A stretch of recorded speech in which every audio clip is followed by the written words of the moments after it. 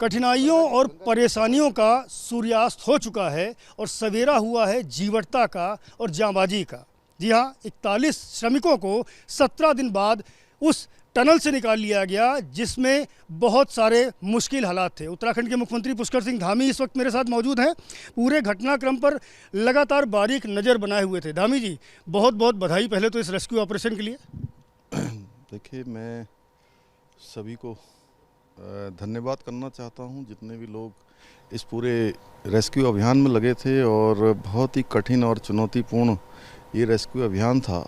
इसमें लगे हुए एक एक कर्मचारी को, एक एक अधिकारी को, जन सहयोग करने वाले विशेषज्ञों को, वैज्ञानिकों को, देश विदेश से आए हुए लोगों को, और विशेषकर से हमारे आदरणीय प्रधानमंत्री नरेंद्र मोदी जी का, उनका भरोसा और उनका विश्वास, और जिस प्रकार से उन्होंने लगातार इस पूरे रेस्क्यू अभियान की जानकारी प्रत्येक दिन जिस प्रकार से ली और जिस प्रकार से हम सब की हौसला अफजाई करी, उनके हौसला अफजाई के कारण से ये कठिन अभियान हमारा सफल हो पाया।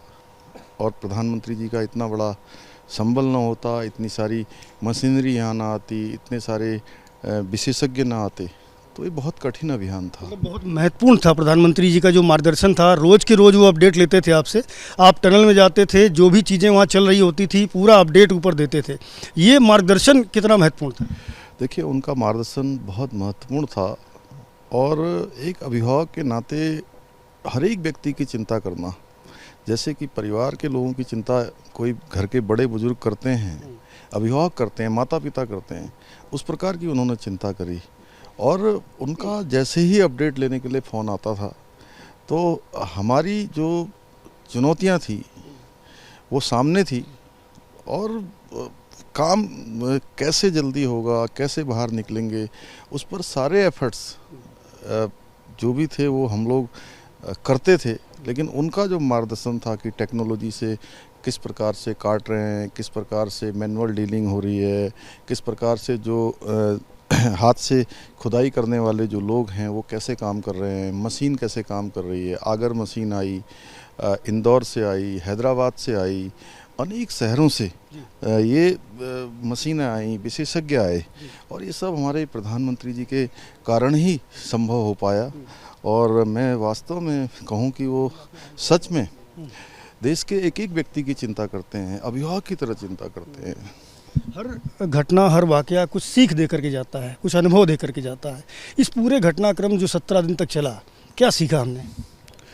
देखिए, ये घटनाक्रम चूँकि एक ऐसा घटनाक्रम है, तो निश्चित रूप से इन सब से जो हमने कहा है कि जितने भी हमारे यहाँ पर टनल के जो भी कार्य चल रहे हैं, वो टनल के काम बहुत सुरक्षित तरीके से होंगे और उनकी समीक्षा होगी, जिससे कि भविष्य में कभी इस प्रकार की जो आपदाएं हैं उसका हमको सामना न करना पड़े। और इसके लिए कल ही हमने देहरादून में हमारे यहाँ पर 6th वर्ल्ड डिजास्टर मैनेजमेंट का एक बड़ा वैश्विक सम्मेलन हो रहा है, और उस पर हम लोग चर्चा कर रहे हैं। और इकोलॉजी और इकोनॉमी दोनों हमारी प्राथमिकता में है, उस पर हम काम भी कर रहे हैं, और इस घटना से भी सबक लेंगे, इसके घटना के उस पर भी जाएंगे, जिससे कि आगे आने वाले समय में हम इन सब चीज़ों से बचाव कर पाएँ, इस प्रकार की परेशानी हमको सामना न करना पड़े। मैं आज बेहद मन से मुझे खुशी है कि हमारे 41 श्रमिक भाई सकुशल बाहर आए हैं। उनके परिजनों के चेहरों पर, और उनको जितनी खुशी हुई होगी उतनी खुशी राज्य के मुख्य सेवक होने के नाते मुझे भी हो रही है। अभी चारधाम ऑल वेदर रोड जो है वो प्रधानमंत्री जी का ड्रीम प्रोजेक्ट है। उस रास्ते पर ये टनल बन रही थी। बड़ी लापरवाही भी कही जा रही है कंपनी की ओर से, जो स्केप टनल नहीं बनाया गया, या मजदूर अगर किसी ऐसी दशा में फंस जाए तो उनको निकालने के कोई इंतजाम नहीं किए गए। तो क्या राज्य सरकार की ओर से इस पर कोई जांच या कार्रवाई भी की जाएगी इस लापरवाही पर? देखिए, ऐसा है कि वो तो सभी समीक्षा बाद में होगी, लेकिन अभी फ़िलहाल हमारे लिए सबके लिए बड़ी प्रसन्नता की बात है कि सारे एफर्ट्स भी हुए हैं, सारे लोगों ने प्रयास भी किया है, लेकिन सारे मजदूर भाई सकुशल बाहर आ गए हैं। और सकुशल ही नहीं आए, बिल्कुल स्वस्थ हैं, किसी प्रकार की कोई भी सारी जो मानक हैं स्वास्थ्य के वो जांच किए गए हैं और उनको अच्छा खाना भी जो है और पानी खाना या अन्य जो भी जीवन के लिए ज़रूरी है वो सब चीज़ें वहाँ पर जिस प्रकार से पहुंचाई। इस काम में भी जो लोग लगे हुए थे मैं उनका भी धन्यवाद करता हूं, क्योंकि हमने जब देखा कि हम ये सोच रहे थे कि पूरा जो रेस्क्यू अभियान टनल आर पार होने के बाद ये 3 घंटे तक चलेगा, क्योंकि एक व्यक्ति का हम ऐसा मान के चल रहे थे कि कम से कम 3-5 मिनट से ज़्यादा लगेगा। लेकिन जैसे ही वो पाइप आर पार हुआ और एनडीआरएफ एसडीआरएफ ने काम शुरू किया तो सारे लोगों ने उस स्ट्रेचर का इस्तेमाल नहीं किया, वो स्वयं ही सारे लोग क्रॉलिंग करके फटाफट बाहर आ गए और मुश्किल से आधे घंटे में ही सारे लोग बाहर आ गए। मैं देख रहा था कि ये जब रेस्क्यू अभियान शुरू हुआ है उसके बाद से लगातार आप उत्तरकाशी में डटे रहे, पल पल का अपडेट लेते रहे, लगातार टनल में भी जाते रहे और वहाँ जिस तरह से रेस्क्यू अभियान चल रहा था उसकी आप बारीक आप समीक्षा भी करते रहे। ये जो श्रमिक निकल करके आए, आपने उनसे पहले भी कम्युनिकेशन किया था, ये भी जानकारी आ रही है कि इनको ऋषिकेश एम्स में ले जाएंगे, सभी का स्वास्थ्य परीक्षण किया जाएगा हवाई जहाज़ से हेली सर्विसेज से इस्तेमाल करके उनको वहाँ पर ले जाएंगे। क्या इसकी कोई आवश्यकता महसूस हो रही? देखिए वो चूँकि इतने दिनों तक 16 दिनों तक लगातार वो, और उससे भी शायद 2 दिन पहले से काम कर रहे थे कुछ लोग, तो 18-19 दिन लगातार एक दूसरे एटमॉस्फेयर में रहे हैं, तो उनका पूरा परीक्षण होना चाहिए और इसमें जैसा भी डॉक्टरों की सलाह होगी, जो भी डॉक्टर कहेंगे उसके अनुसार काम करेंगे। स्थानीय लोगों की एक शिकायत हमेशा से रही उत्तराखंड में कि आस्था की कीमत पर विकास कार्य किए जाते हैं। यहाँ पर भी देखा था कि बाबा बौखनाथ के जो मंदिर बना हुआ था उसको तोड़ा गया, जिस कारण से स्थानीय लोगों की ये मान्यता है कि उसी का अभिशाप था जो ये पूरा घटनाक्रम हुआ है। और आपने देखा किस तरह जब उनकी डोली आई थी उसके बाद कह दिया गया था 3 दिन बाद जो है वो सब दुरुस्त हो जाएगा, और वो हो भी गया।